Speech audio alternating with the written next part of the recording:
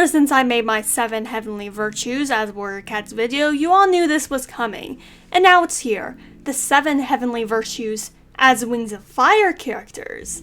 Without further ado or any intro, let's get on with it, and let's start with Chastity. Chastity is abstaining from relationships outside of marriage, so no cheating whatsoever. It can also include loyalty to a relationship even when death or circumstances have parted them. Smolder was one of 6 siblings and one of only 3 brothers. His mother was Queen Oasis, a stern, commanding dragon who is implied to have locked Smolder in a dungeon for days on end as punishment. Oasis didn't want any more dragons who could challenge her to the throne, so she promised to kill any new dragonets who were born from her line. Smolder's brothers had found ways around the rule by only having informal girlfriends. His brother, Scorch, even had multiple at the same time. However, Smolder was a monogamous and only had a relationship with Palm. One day, Smolder learned that Palm had an egg, his dragonet. Oasis sent out guards to track down and kill both her and the egg. Oasis passed away. Smolder assumed that Oasis had been successful before her death, and fell into a deep depression, which was only healed after he began taking care of Flower the Scavenger. Without his overbearing mother around, Smolder likely could have taken in a new girlfriend. However, he was still heartbroken over Palm and the egg that he lost with her. At the end of the war, 2 of his sisters were killed. Blaze, the surviving sister, moved in with Thorn, the new queen. Smolder became one of her advisors as he was familiar with the stronghold and had helped manage the Sand Kingdom during the war.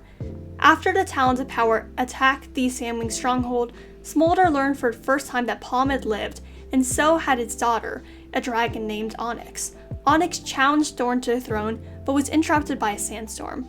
Smolder and Onyx took shelter in the dungeons. Then, the next time we see them, Onyx had a broken leg. Keebley thinks that Smolder may have done it to Onyx himself, so she wouldn't challenge Thorn. However, Keebley is a wee bit cynical when it comes to other dragons, so that's up in the air. Smolder seems to be getting closer with Thorn now that he finally has closure on what happened to Palm.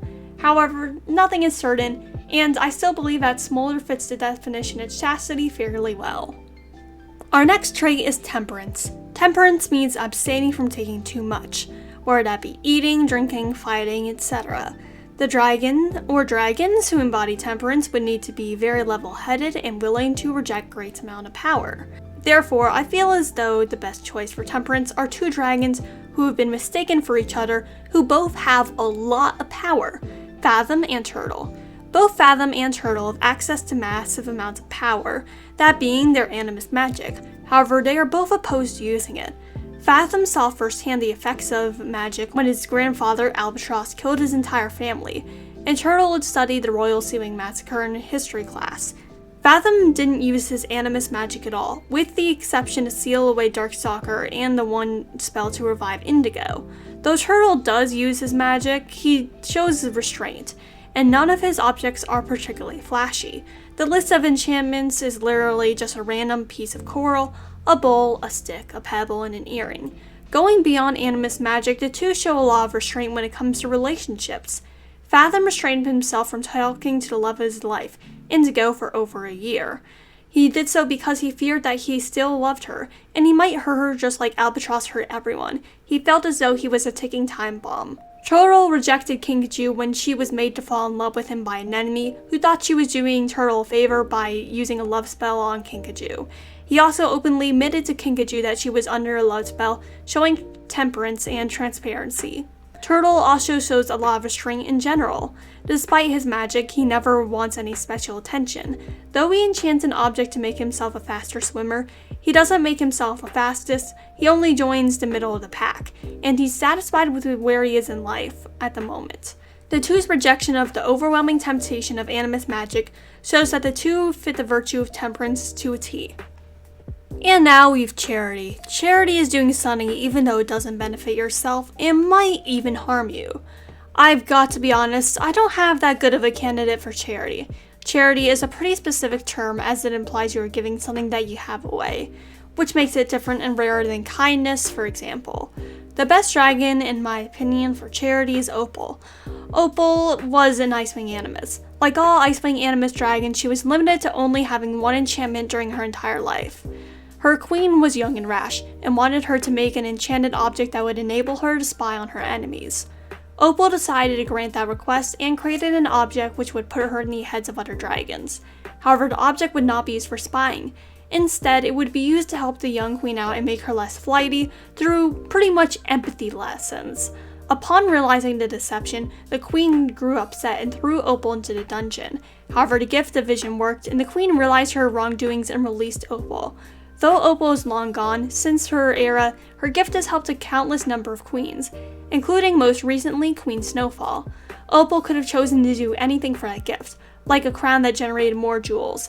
Instead, she made a gift which would help the entire kingdom. Another Icewing animus who wasn't selfish and made a gift for the good of the kingdom instead of the good of nobility was Caribou.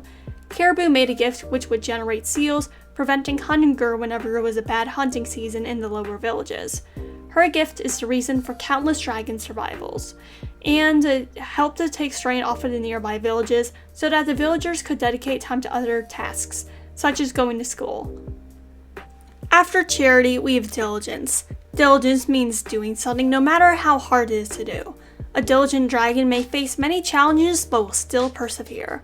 Diligence is the opposite of Sloth. The character I am choosing for Diligence is related to the ones I chose for Sloth, both in the textual and actual blood sense. That is Glory. Glory is a very diligent dragon who fights against the odds. Even when she was chained up by Queen Scarlet, she was able to help Clay in the arena by strategically using her venom. She also fought back against the Scarlet, injuring the dragoness. When she learned that Rainwings were going missing, she decided to look into the matter, even though she wasn't required to do anything about it. And the queens themselves weren't doing anything. Her first lead brought her to the Ice Kingdom. While she was able to find a dragon, it was a flop, except for her encounter with the Nightwing assassin, Deathbringer. She used Deathbringer to help draw out more Nightwings. Then she made the hard decision to get herself captured, risking her own life. Once she was captured, she broke herself and Kinkajou, a dragonette, out. She brought her findings to the current Rainwing Queen, Magnificent.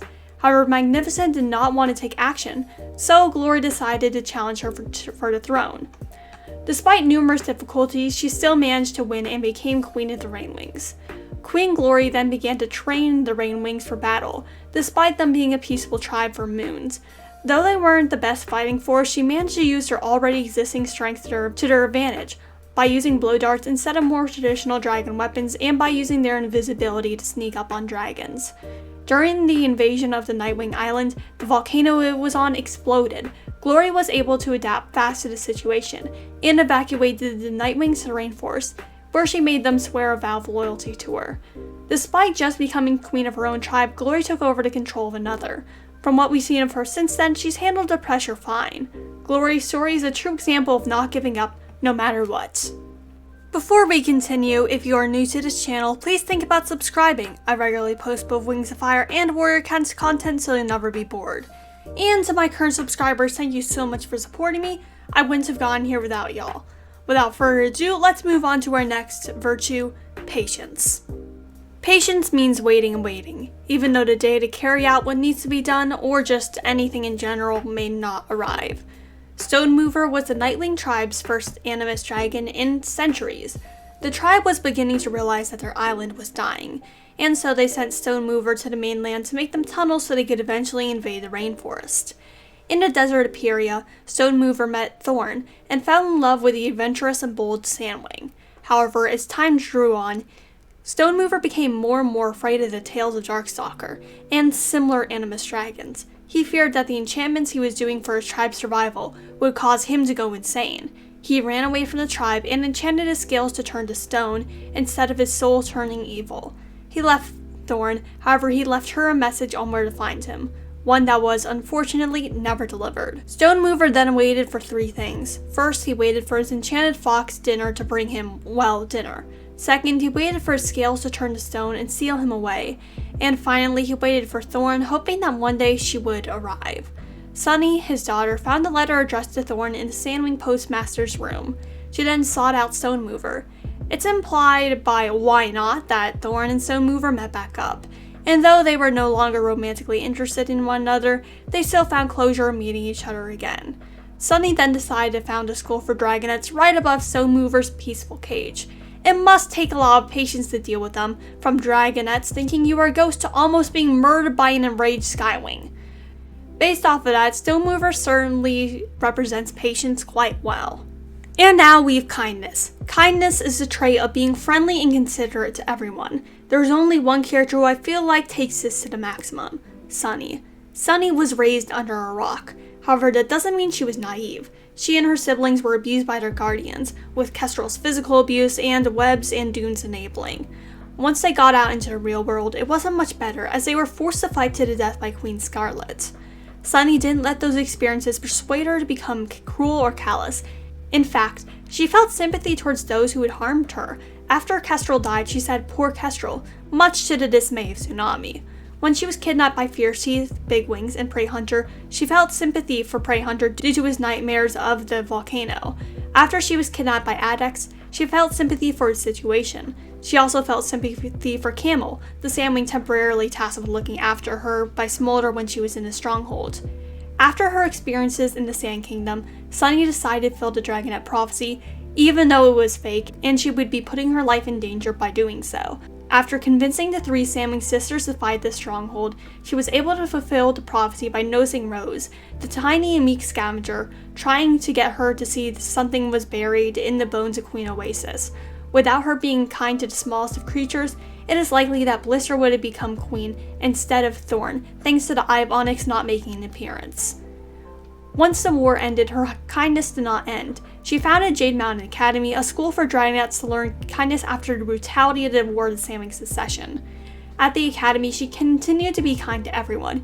She was such an open and friendly dragon that she was one of the first dragons Moonwatcher told about her powers, which Sunny handled rather well, showing why she deserves to be the virtue of kindness. And finally, we have humility. Humility is being humble and down to earth, even if you have reasons to be proud. A dragon who embodies humility would have to have a lot of accomplishments, but not let it get to their head. So pretty much the exact opposite of Darkstalker. Funnily enough, the character I'm choosing for this is Clearsight, who used to date Darkstalker. She is the complete opposite of him. Though both of them are ambitious and talented, Clearsight was able to keep humble. Clearsight always knew she was important. However, that didn't keep her from feeling like she was above other dragons. On the first day of school, she was nervous over how her peers would perceive her, despite knowing in the future they would come to trust her guidance. Even on her deathbed, Clearsight continued to try and help other dragons. She did so through the Book of Clearsight, which detailed 2,000 years worth of events which would happen in Pantala, from natural disasters to interpersonal relationships, which shows she did not look over the little aspects of dragons' lives, like someone who was proud would do. Despite saving all of Pyria and helping the dragons of Pantala weather through numerous tragedies, Clearsight did not grow an ego. She was reluctant to accept that her descendants would eventually choose to label themselves as Hivewings, believing there was nothing special about her bloodline, showing just how humble she truly was. And those were all the 7 heavenly virtues as Wings of Fire dragons. Do you think any dragons didn't fit the virtues? Are there any more dragons who I didn't mention who you feel like would fit a certain 7 heavenly virtues? Comment down below. If you like this video, feel free to subscribe. I make Wings of Fire and Warrior Cats videos pretty often, and your support would mean a lot to me. And to those who are already subscribed, thank you for your continued support. I wouldn't have gotten here without y'all. Peace, Rogan out.